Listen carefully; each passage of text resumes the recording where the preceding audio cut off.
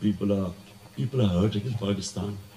As I keep mentioning, I've never faced so much abused and hammered so much in the media as I have in the past one and a half years.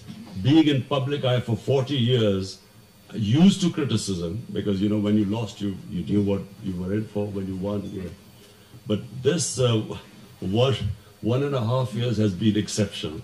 I really had to develop a very thick skin.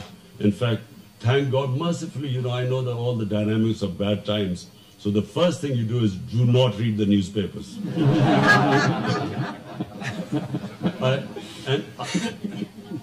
And secondly, do not, whatever happens, do not watch the evening chat shows.